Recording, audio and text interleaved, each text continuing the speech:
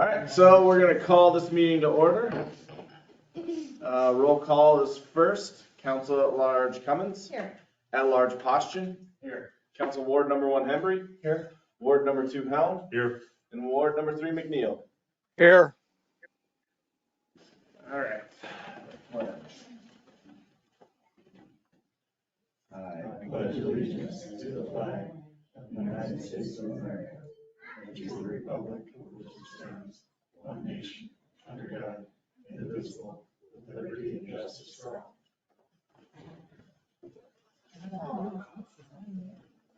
All right, so now we're to the agenda approval. If there are no additions, is there a motion to approve the agenda? Motion. Cummins with the first. And Hembry with the second. Cummins? Yes. Postian? Yes. Hembry? Yes. Helm? Yes. All right, so we'll move down to communications. If anyone would like to address the city council, this would be the time to do it. Just make your way to the podium. All right, see there are none and there's nobody else online. We'll close that portion of the meeting and move on to the consent agenda. And these are routine items that can be enacted with one motion without separate discussion unless one needs to be pulled out.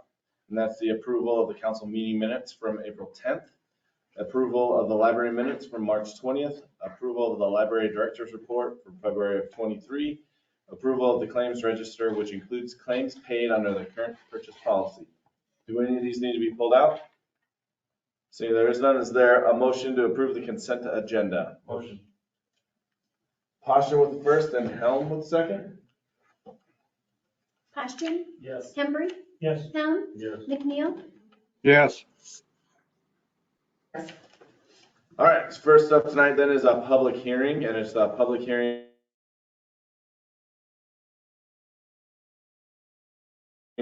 on the proposed sale of the city-owned real estate at 1011 Cedar Street. I do need a motion to open the public hearing. Motion. Second. Hembry with the first and Posture with the second. Hembry? Yes. Helm? Yes. McNeil? Yes. Postian? Yes. All right, the hearing is open to the public. Mr. Wagner, we'll start off. Yeah, this is for the enclosed purchase agreement between the city and Lynch Excavating, or Larry Lynch. You're all, I'm sure, familiar with it. It's also spelled out in the agreement. Coming into the meeting, I'm not aware of any comments from the public to present tonight. All right, does anybody here have any questions or comments? Seeing there are none, I'll take a motion to close the public hearing. Motion. Second. Hembry with the first and Posture with the second. Hembry? Yes. Helm? Yes. McNeil? Yes. Postian? Yes. All right, the first resolution tonight is a resolution that would accept the completion of North Avenue reconstruction, and it would approve the final pay application, which is number 5, and it is also the retainage. Yes, you have a letter that was included with the resolution, the recommendation from the engineer that the project is over and he is recommending it for acceptance. And then the warranty bond would cover the city thereafter. And as Melissa helped me with this resolution, as stated in the contract documents, the $27,893.28 is being approved tonight as retainage. Would need to wait 31 days until or after this resolution passes to be issued. Any questions or comments? Yes. I got a Mr. Posture, yeah. I've been contacted by a couple of people on that street that are not happy with your yards yet. I have as well. So if we approve this, does that mean they kind of wash their hands of this? Who is they? The contractor? Yes. I don't think so under the terms of the agreement under the warranty they have, yes. Okay. That was my question. I think Steve was trying to arrange the seating contractor, grading contractor they're using to come back. Okay. Yep, he said it's tentatively for May 8th. May 8th, Yes. All right. sounds good.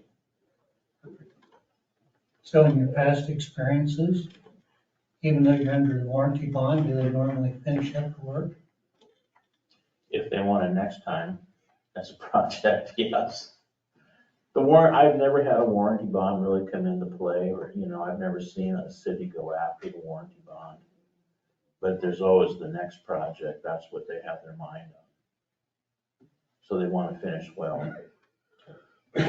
Just sorry, Melissa, just to make sure, May 8th the residents up there should probably expect something or someone. Yep, that was the email that we received from Steve, that Alright. was scheduled for, tentatively. Yeah. Unless they get blown away. All right. Then is there a motion to approve this pay application? Motion. Posture with the first. Second. And Helm with the second. Helm, Yes. McNeil, Yes. Yes. Yes. Hembry, Yes. Oh, just as another point, we'll watch how the next 31 days go. Yeah. Because right now we're dry. Yeah. The restate's taking a beat here and there too. All right, the second resolution, it's a resolution that would schedule a public hearing on the approval of the fourth amendment lease agreement. And this concerns the cell tower in the city park. Mr. Wagner? Yes. This agreement is also attached. It's the subject of your public hearing on the 15th. You might remember sometime back, a representative from this company came in and asked for this change. And all it was really doing is keeping the same terms, except that it was lengthening the amount of time to the lease agreement. The council kept the provisions about sharing 50-50 on revenue. They had put in language that would omit them having to come in for your approval if they assigned it to another party.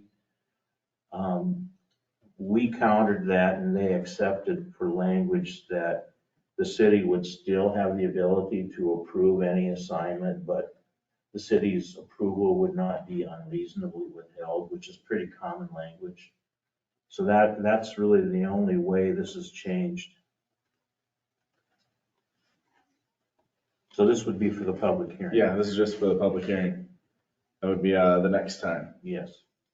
Is there a motion to approve the public hearing? Motion. Embry with the first. And Helm with the second. McNeil, Yes.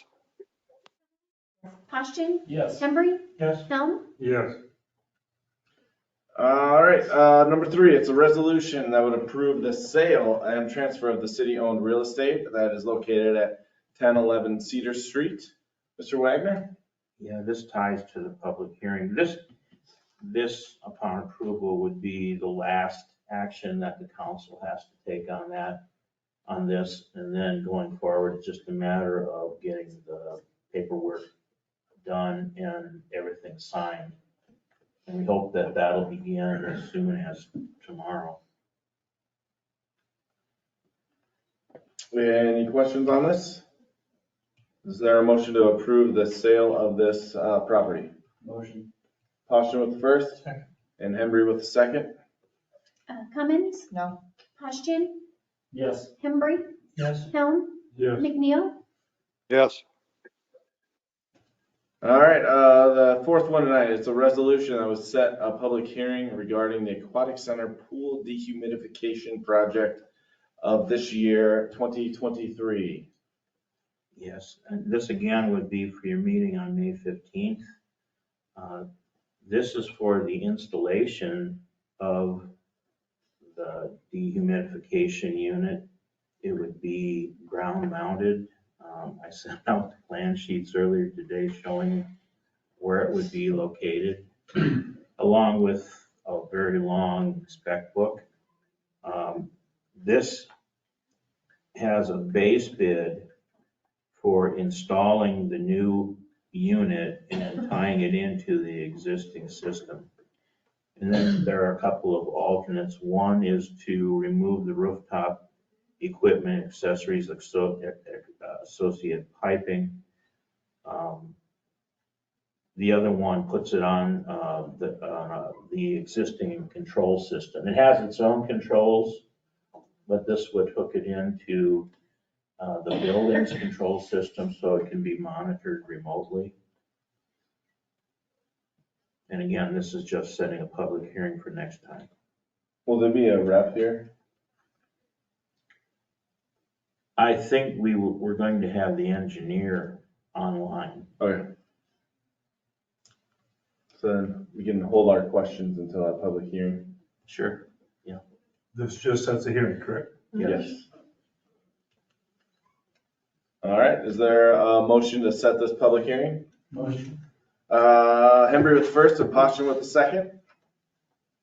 Posturing, Yes. Hembry, Yes. Helm, Yes. McNeil. Yes.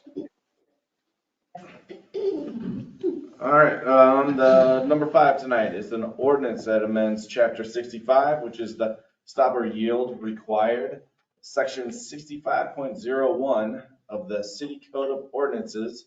This would be the second reading of it. If there are no questions on this second reading, is there a motion to pass the second reading? Motion. Posture with the first and Helm with the second. Hembry, Yes. Helm, Yes. McNeil, Yes. Posturing, Yes. All right, so the third and final reading would be on our next meeting. All right, so that ends the city business, and we move down to reports. The mayor's report, I do have a little bit of one. I did a little bit of digging on the consequences of missing our budget timeline, and they would have been, the consequences would have been pretty catastrophic. First of all, it would have been the first time in the history of Iowa to do this. We would not have been able to spend any money other than what we had on hand.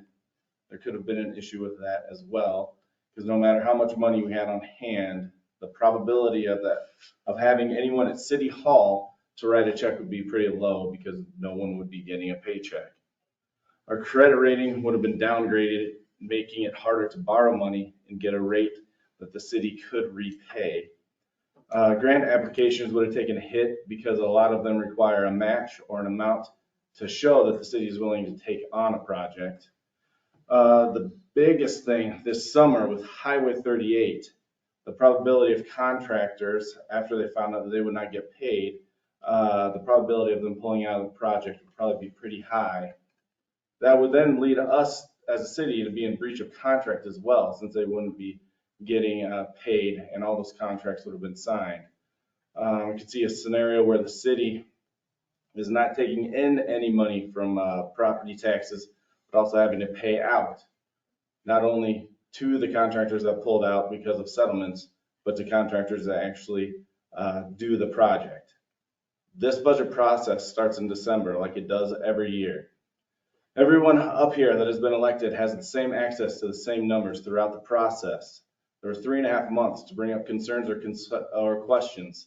Without either of those being raised, the entire city staff works in good faith toward making this budget balance both the needs and the monetary realities that we face as a small town.